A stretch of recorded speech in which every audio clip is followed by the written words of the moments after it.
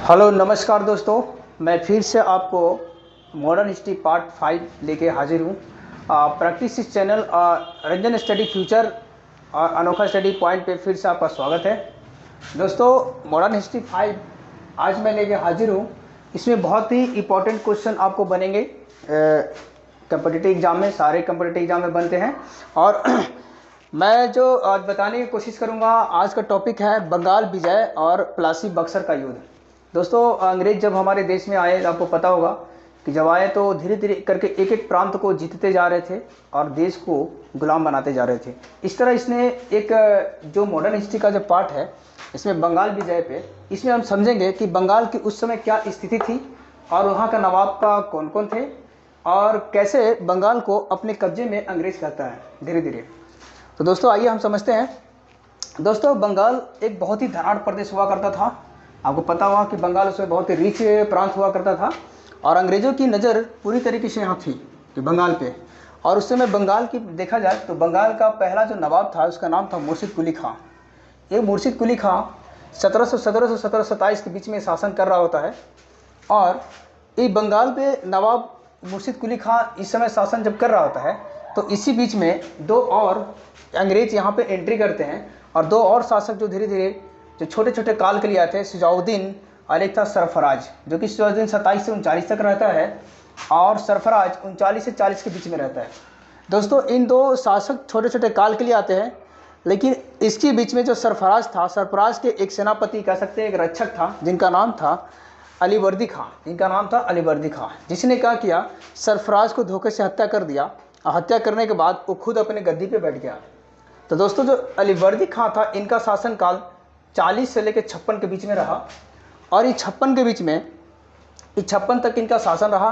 अलीवर्दी खां को कहा जाता है कि इनके शासनकाल में बंगाल को स्वर्ण काल का युग कहा गया था, क्योंकि उस समय बंगाल बहुत ही रिच और संपन्न था। बिकॉज बंगाल में फसल क्रॉप बहुत अच्छे होते थे और अंग्रेज भी यहाँ से बहुत लाभ उठाते थे।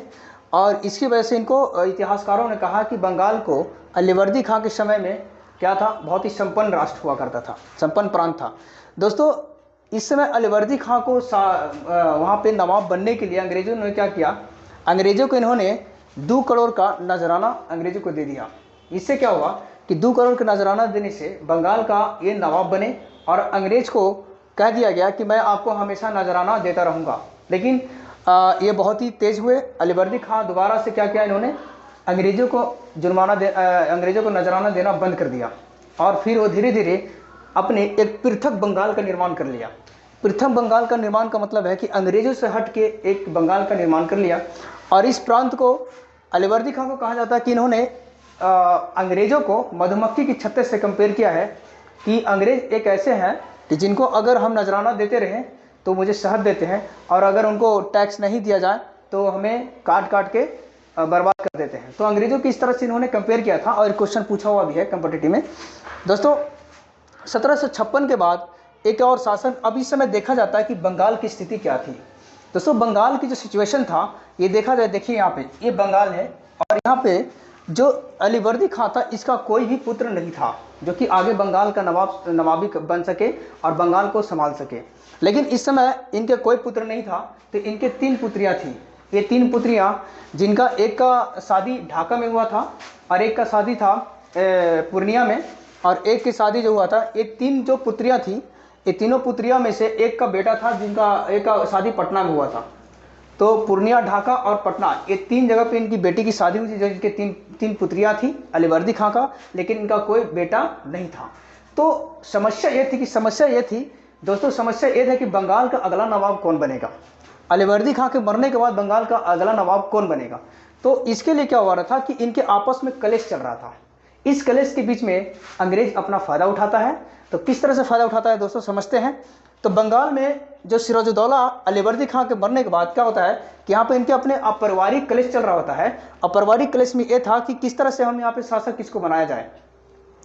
लेकिन क्या होता है कि अंततः इसमें और कौन कौन थे जो इसके विरुद्ध थे, लेकिन अंततः क्या होता है कि सिराजुद्दौला को यहाँ बंगाल का नवाब बना जाता है, जो कि ये सिराजुद्दौला अलीवर्दी खां का एक, क्या कह सकते हैं कि अगर बेटी का पुत्र है तो नाती कहलाता है, तो ये नाती था और यहाँ से बना और यहाँ का नवाब बन गया सिराजुद्दौला, जो कि 1756 में बनता है नवाब। और 1756 में नवाब बनने के क्रम में बंगाल सही से चल रहा था, लेकिन इसी बीच एक इनके घरेलू जो कलेश हो रहा था, इनको समझिए। घरेलू कलश क्या था कि इसमें एक इनकी मौसी थी जिनका नाम था घसीटी बेगम। ये सिराजुद्दौला की जो मौसी थी जिनका नाम था घसीटी बेगम, और दूसरा इनके पक्ष में, इनके विपक्ष में थे राय दुर्लभ जो कि एक नवाब थे, और अमीन चंद और जगत सेठ एक मोटे रकम वाले व्यक्ति था, जो कि जगत सेठ का मतलब ही होता है पैसा वैसा रखने वाला। तो जगत सेठ एक मोटे रकम के व्यक्ति था, और ये सब थे सिराजुद्दौला के खिलाफ में, जो कि यहाँ पे लड़ाई जो कलेश इनके घर में चल रहा था। और इस कलेश में क्या होता है कि ये जब अपने घर के सिराजुद्दौला के खिलाफ जब इन लोग हो गए, तो इन लोग में क्या था कि एक इनका सेनापति था जिनका नाम था मिर्जाफर को अंग्रेजों ने क्या किया दोस्तों, उनको अपने साथ मिला लिया, और उन्होंने कहा कि अगर तुम्हें अगला बंगाल का नवाब बनना है तो तुम मेरा साथ दोगे। इस चक्कर में क्या हुआ, इसके वजह से कि मिर्जाफर जो है अंग्रेज की तरफ मिल जाता है, और अंततः एक युद्ध होता है जिनका नाम क्या था। इसी बीच में घटना एक होती है, युद्ध से पहले, प्लासी के युद्ध से पहले एक घटना घटती है जिसका नाम क्या था, ब्लैक होल की घटना, जिसका नाम था दोस्तों ब्लैक होल की घटना। एक घटना क्या थी, एक घटना आइए हम समझते हैं। ये था कि 20 जून 1756 के बीच में हुआ क्या था कि सिराजुद्दौला और इनके बीच में एक संधि होती है जिसका नाम था अलीनगर की संधि। अलीनगर पश्चिम बंगाल में कलकत्ता में पड़ता है। यह अलीनगर की संधि हुआ था कि आप मेरे काम में और मैं आपके काम में कोई इंटरफेयर नहीं करूंगा, इसलिए आप अपना शासन चलाइए, मैं अपना शासन चलाऊंगा। लेकिन क्या हुआ था कि इसी बीच में एक घटना घटी 20 जून 1756 में। तो 1756 में क्या होता कि ब्लैक होल की एक कमरा थी, एक छोटा सा कमरा था जो कि 18 बाई 14 का था। 18 बाई 14 के कमरे में 146 अंग्रेजों को बंद कर दिया जाता है, ऐसा इतिहासकारों ने माना है। लेकिन हकीकत क्या है, ये अभी प्रमाण इसका कुछ बताया जाएगा, इतिहासकारों में बहुत मतभेद है। तो दोस्तों 146 अंग्रेज थे जिनको एक छोटी सी कमरे में बंद कर दिया जाता है, और सुबह जब देखा जाता तो मात्र 23 लोग जिंदा बचाता, 23 लोग जिंदा बचते हैं, बाकी लोग मर जाते हैं। इस घटना से बहुत ही ज़्यादा क्या होता है कि अंग्रेजों में गुस्सा और एक तरह से आक्रोश पैदा होता है। तो दोस्तों एक घटना ऐसा था, यहाँ से एक और व्यक्ति बचता जिनका नाम था हॉलवेल। ये हॉलवेल जो ऐसा व्यक्ति था जो यहाँ से 146 में से एक व्यक्ति बचता है हॉलवेल। वो सुबह उठ के और इस घटना के अंजाम को पूरे बंगाल में प्रकाशित करता है और अपने सेनापति को जाकर बताता है।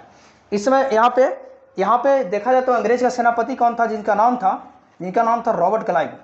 दोस्तों रॉबर्ट क्लाइव पहले से व्यक्ति थे।